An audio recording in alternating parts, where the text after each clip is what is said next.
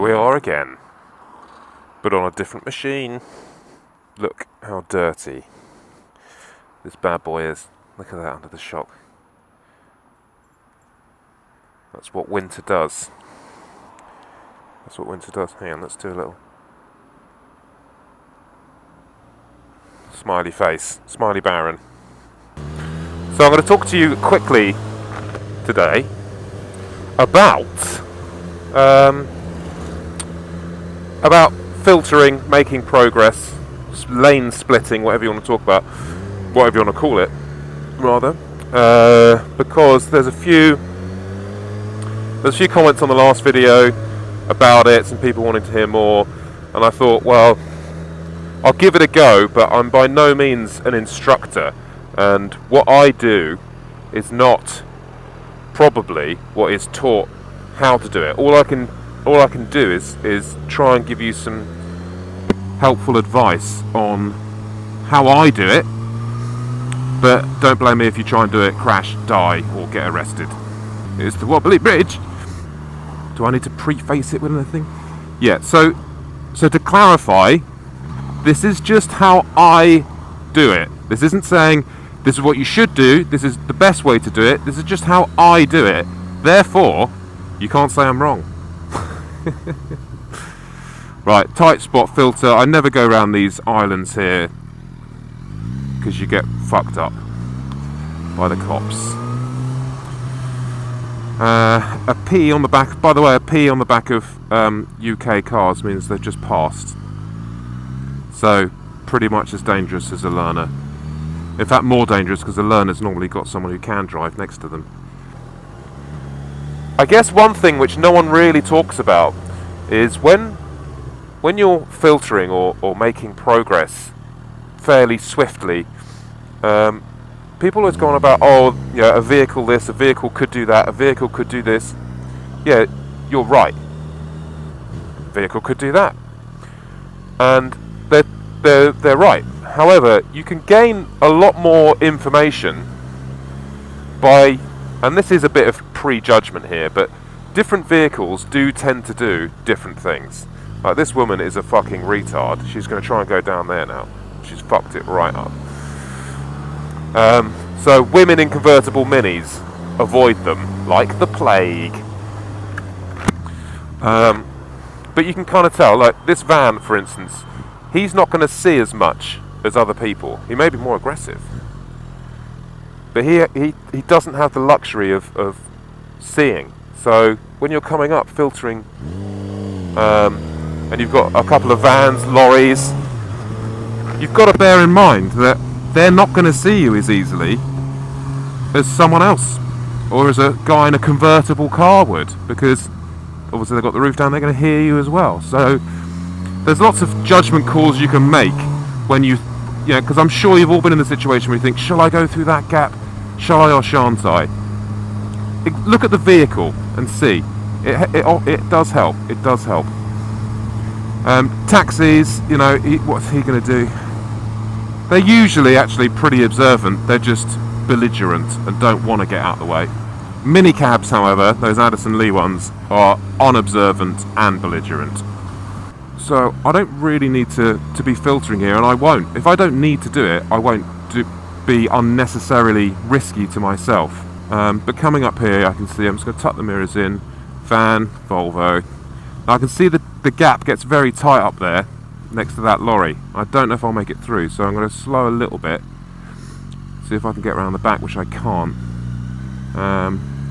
However, I think I can probably make this just from experience, and if not, I can rest here, which I will, because that traffic light's changed now, so you do not want to be pulling out in front of that. And it's just look around, observe. The way I think of it, think of the road, hang on, let's start again. I think of the road as like a stream or a river, and all these objects, all these vehicles are like logs and sticks and stuff floating down this stream, along this stream, in the flow. The size of the sticks and objects, big lorries for example, won't be able to meander around quickly. They're just going to plough through stuff. and us being a little tiny twig, and we're just flowing through this traffic, through these other sticks. Now, it would be really disruptive if, say, a speedboat flew through at 100 miles an hour, caused a massive wake, and all the other logs would be disrupted. And that's the same thing. If you try and filter too fast, people are going to be shocked, like, oh my god, what the fuck was that? Because let's face it, people just will never expect a bikes to be flying through traffic when they're sat there. They've been in a car for 3 hours trying to get into central London. Then they're just not looking for it, and you can't blame them when they don't see you. You just can't. So you've got to bear that in mind as well. Is that whatever you're doing, you know, you've got to be very protective of yourself. Because personally, I don't think it's right if I'm filtering through traffic aggressively, doing fairly, look at these guys, doing fairly silly things. Well, not silly, but you know, just getting on with it. You know, it's a 50-50 call really for me, because you know, you shouldn't be pinching yourself through the smallest of holes. Although tighter is always better. Like this one. No feet down either. Well, you can't put your feet down in those scenarios, it's not wide enough. So anyway, so back to the flow. So the road is a river flowing smoothly, and you don't want to be speeding through and causing wake behind you and disrupting drivers to piss them off. You don't want to be doing that. You want to be as helpful to that flow as possible. Because if you disrupt people, they're going to hit the brakes, the person behind is going to hit the brakes, and then it's all going to be a mess. And you don't want it to be a mess. You want to be smooth and as flowing as possible.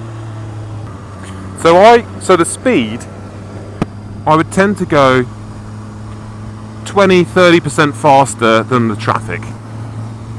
I think above that, you're going to cause problems for yourself and for others, and I think that's pretty selfish. You know, it's our responsibility, it's everyone's responsibility on this road to keep it flowing as free as possible. And for me to be disrupting it is not fair. It's not fair. So this looks, cars out of position, bus. It looks like a nasty filtering scenario. I've chosen the wrong lane.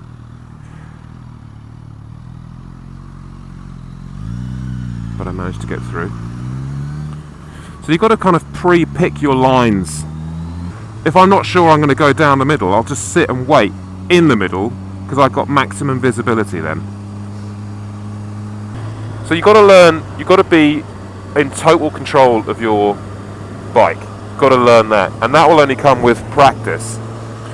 Also, you know, I've been doing this journey roundabout for 4 years or so on a bike. So, although complacency does become an issue, you tend to know what people will do a bit more. You know, you know what to expect. You know that I know that I can come down here on those chevrons, and I've got a bit of time. I know there's a bus lane up there that I can get into. So, once you start knowing your route, you'll be able to do it smoothly and swiftly. If I didn't know where I was going, there's no way I'd be filtering like this. No way. No way. Because you're asking for trouble. And on a bike that could mean death. I mean, I just put the brakes on quite heavily there because that was a crossing coming up, and because the traffic's moving so slowly, pedestrians think that they can just run out because they don't think there's anything coming. So another tip is that whenever there's a crossing coming up, or even not even where that crossing is, 20-30 meters around it, people will still try and come through these gaps. And that you do not want to be collecting a pedestrian. Parked up, I know I can squeeze through there. Again, pedestrians, I saw them around the other side there. So there's a hell of a lot of pedestrians here, so you really do need to expect them to just be walking through. I'll make myself loud, known. Just roll up to the front. Cyclist, obviously narrow, but just don't have the power like we do to get away. Taxi poking out. How fast are you going to poke? They're usually testing you, taxis. They'll do that. They know you're there a lot of the time. I mean, sometimes they don't, and then you're in trouble. But they do often know you're there, and they're just testing you to see if you'll give way. And if you don't, they don't have a go at you. They don't have a problem with it. Let's not go through the tunnel. So you've got, you've got a right to defend your patch as such. I mean, 3 buses. If he stops moving, I can probably go. It's just a mess. Right, car in the wrong lane. Who's going to want to go? Bicycle in the wrong lane. So a bit of faster flowing traffic here. Again, keeping observant about what's going on. Taxis. Just smoothly. Now I want to go right. I'm assuming that taxi's going to go right as well, just because of his positioning. Yes, he has. And that's the sort of shit you just learn of practice. You think, well, a lot of taxis use this road as a rat run, they call them. And you just get these feelings, and that's what happens after years of doing it. And you're not, when you first start riding a bike, you're not going to have that intuition, so you immediately don't try and catch up with more experienced riders. So we've got traffic merging. Thing is, it's I can't explain what I'm thinking, because I think so much faster than I could possibly talk. Yeah, let's brake for her.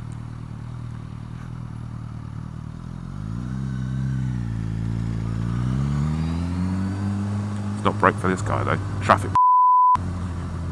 Another scooter with his indicator left on. Oh dear, Addison Lee. Where is he going, this dust cart? Don't know, but it stinks.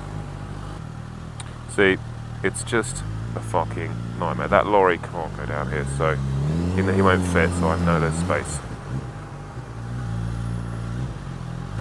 And let's try and make this light to make the next light. Oh, last minute indication there. Come on. Oh no! It's my worst traffic light.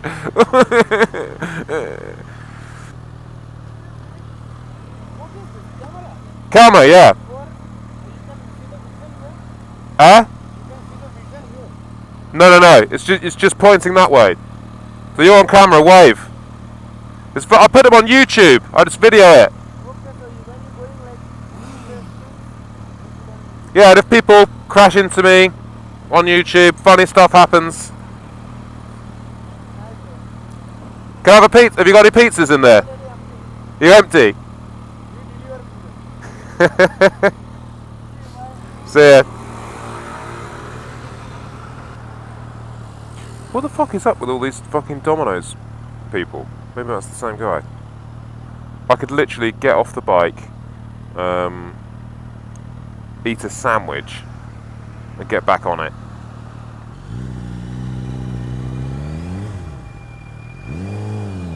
Nice coat, Joseph.